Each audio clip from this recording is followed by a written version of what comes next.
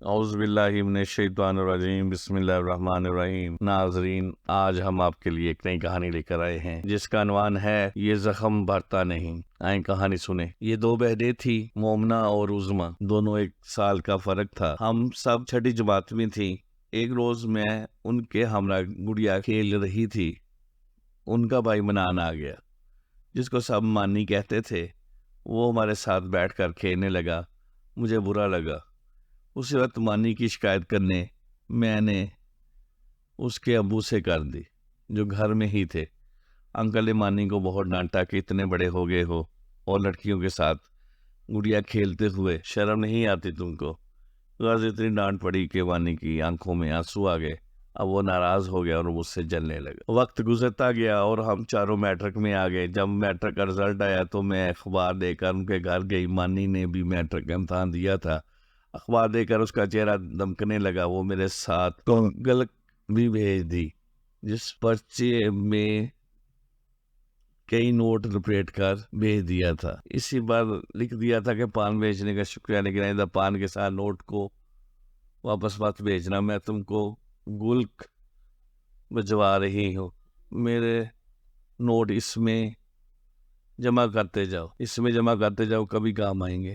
اس نے ایسا ہی کیا۔ میں اس کے گھر گئی تو اس نے کہا میں روز تمہارا نوٹ تمہارے بھیجے ہوئے ڈبے میں ڈال دیتا ہوں، دیکھیں گے کتنی دولت جمع ہو پاتی ہے۔ اس روز سے ہمارے لگاؤ کی گاڑی ذرا تیز رفتار سے چل پڑی۔ مانی کے گھر کا ماحول اتنا سخت تھا کہ وہ اپنی اور میری شادی کی بات اپنے والدین سے نہیں کر سکتا تھا۔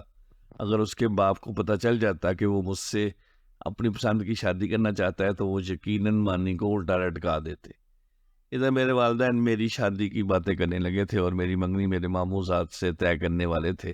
جب میں نے اپنے گھر میں یہ حالات دیکھے تو مانی کو کہا کہ تم جلدی رشتہ بھیجو ورنہ میں کسی اور کی ہو جاؤں گی۔ اس نے اپنے ایک دوست شوکت سے مشورہ کیا جو ان کے پڑوس میں رہتا تھا۔ وہ بھی ہماری طرح کا نادان اور ناسمجھ لڑکا تھا۔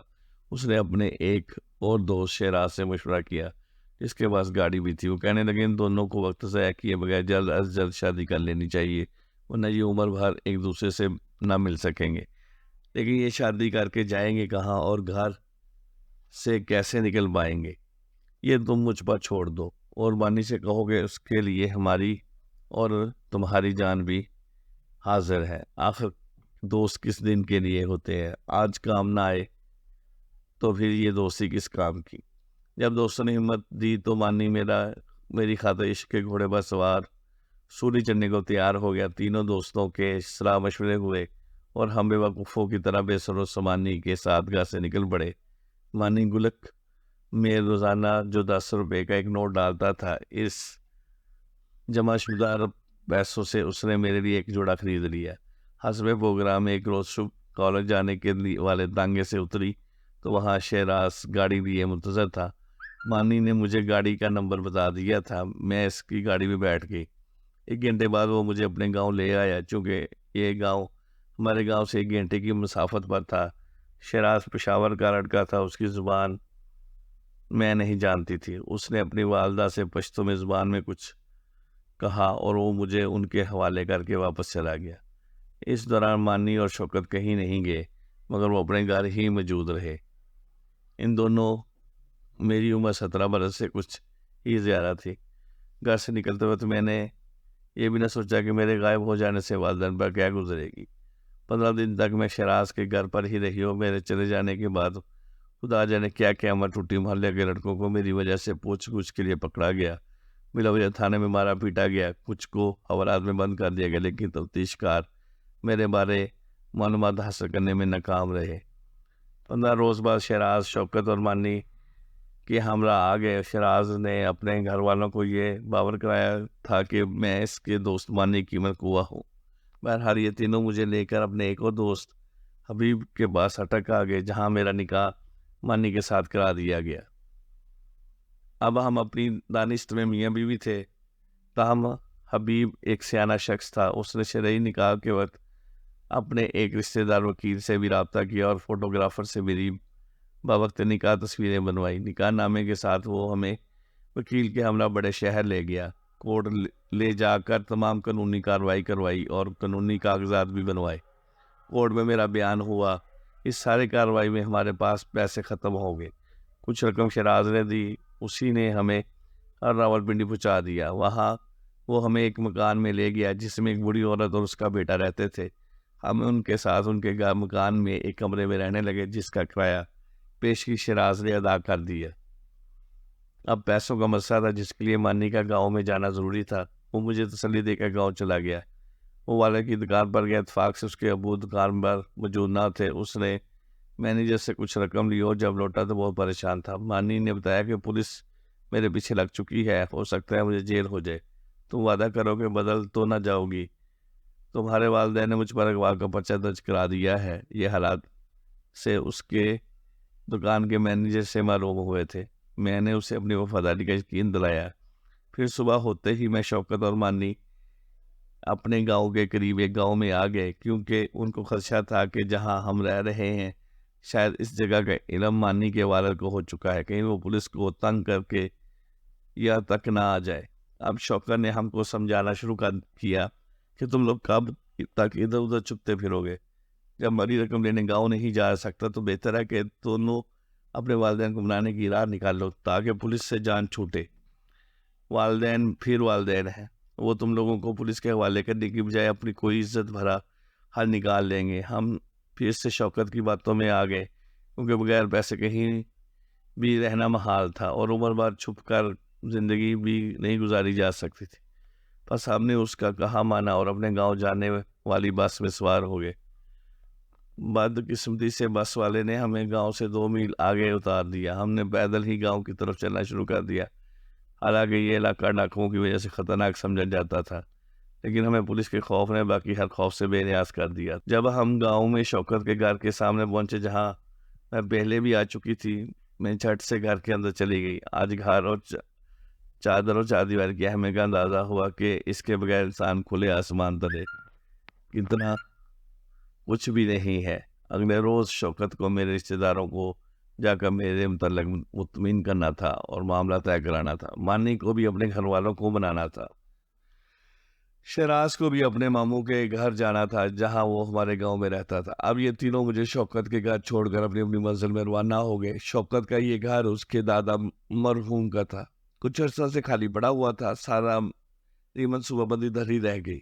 مانی جو والدین کو بلانے گیا تھا وہ پھر واپس نہ سکا، البتہ 2 دن بعد پولیس نے پورے گاؤں کو گھیرے میں لے لیا۔ پولیس کے ساتھ میرے چچا زاد بھائی اور میرے بہنوں اور علاقے کے ایک معزز شخص بھی تھا۔ مجھے اس قدر مار پڑی کہ میں وعدے اقرار سب بھول گئی۔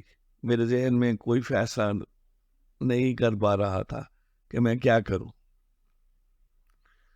مجھے یہ بھی پتا چلا کہ پولیس مانی کو گرفتار کر کے لے آئی ہے اور اس پر تشدد بھی خوب ہوا ہے۔ 5ویں روز مجھے سول کورٹ میں پیش کیا گیا تو میں نے پولیس اور والدین کے خوف کے مارے ایک بالکل بری ہوئی کیسٹ کی طرح بولنا شروع کر دیا جو میرے اپنوں نے مجھے سکھایا تھا۔ میں وہی باتیں کہہ رہی تھی اور ہر طریقے سے مانی شوکت و شراز کو مجرم ثابت کر رہی تھی۔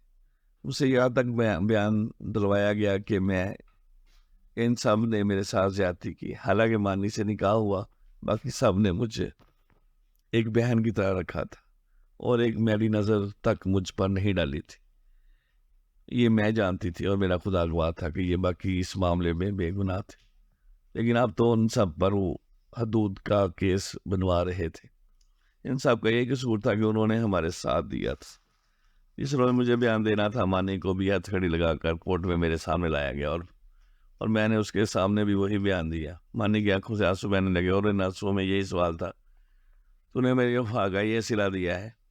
جب میں بیان دے چکی تو مانی نے بے اختیار کہا، اگر تیرے بیان پر مجھے پھانسی کی سزا بھی ہو جائے گی تو پرواہ نہیں ہے، خدا کرے آئندہ تم کو کوئی تکلیف نہ پہنچے۔ سب کے سامنے اس کا ایسا کہنا کہ میرا سر شرم سے جھک گیا۔ جب مجھے گھر لایا گیا تو میں بہت روئی، مگر یہ مانی کو کون بتاتا کہ گھر آ کر میں اپنی بے بسی پر کتنا روئی ہوں۔ میں تنہائی میں اپنی بد نصیبی کا ماتم کرنے لگی، کیونکہ زخم ابھی ہرا تھا اور گھر والے بھی میری طرح اس بات سے لائے علم تھے کہ قدرت کیا فیصلہ کرتی ہے۔ وہ سمجھ رہے تھے کہ ہم نے ان نادانوں کو ان کی جوانی اور جرأت کی خوب سزا دے دی ہے، لیکن ایک سزا ابھی اور باقی تھی، وہ یہ تھی کہ ایک نئی روح میرے وجود میں جنم پا چکی تھی۔ وقت گزرا تو میری ماں کو احساس ہو گیا کہ قیامت ابھی ہماری منتظر ہے۔ ان کے ہاتھ پاؤں پھول گئے، بھاگ دوڑ شروع کر دی، لیکن اس مرحلے سے نپٹنا آسان نہیں تھا، اور میں نہیں چاہتی تھی کہ ایک روح کو اس دنیا میں آنے سے پہلے قتل کر دیا جائے، مگر اس کے سوا چارہ نہ تھا۔ ماں اور میری بڑی بہن اس بھاگ دوڑ میں لگی تھی، اور میں جائے نماز پر دعا کرتی تھی، خدا کرے ان کی یہ بھاگ دوڑ نہ کامیاب نہ ہو، اور یہ مجبور ہو کر مجھے پھر سے مانی کے ساتھ زندگی گزارنے کی اجازت دے دے، تاکہ ایک ننھی منی جان پیدائش سے قبل موت کے منہ سے میں جانے سے بچ جائے، اور ہم دونوں بھی تباہ و برباد ہونے سے بچ جائے۔ میری دعا قبول ہو گئی۔ کسی نرس، کسی ڈاکٹر نے قتل کے اس کبھی فعل کی ذمہ داری لینے سے انکار کر دیا۔ جب ماں نے جان لیا کہ اس حقیقت سے چھٹکارا ممکن نہیں ہے، تو اس نے مجھے اپنے ایک رشتے دار کے گھر دوسرے گاؤں بھجوا دیا، جہاں میں نے اس بد نصیب کو جنم دیا، جس کو پیدا ہوتے ہی مجھ سے جدا کر دیا گیا۔ وقت کسی کا انتظار نہیں کرتا، 3 ہفتوں میں اور ہفتے مہینوں میں گزرنے لگے، بہت سے رشتے آئے، مگر جب ان کو میرے ماضی بارے علم ہوا، وہ دوبارہ نہیں آئے، کیونکہ میں درخت سے گرا ہوا وہ پھول تھی جو داغدار ہو چکا تھا۔ مجھے ابھی شادی سے نفرت ہو چکی تھی، وہ مجھ پر قیامت بیت چکی تھی۔ آج اس واقعے کو 30 برس ہونے کو ہے، مگر دل کا زخم آج بھی ہرا ہے۔ یہ وہ گھائل گاؤ ہے جو کبھی بھرا نہیں جا سکتا۔ میری کم سنی میں ایک جذباتی قدم کی سزا یہ ہے جو ابھی تک باقی ہے۔ سوچتی ہوں اگر ہمارے گھر والے ہم کو معاف کر دیتے اور ہماری کوٹ میرے کو تسلیم کر لیتے، تو ہم یوں برباد نہ ہوتے، اور ہماری بچی بھی ایسے نہ رل جاتی، جس کا مستقبل کا سوچ کر میرے دل میں درد کی لہریں اٹھنے لگتی ہیں کہ خدا جانے میری بچی کو انہوں نے کس کو سونپا ہے۔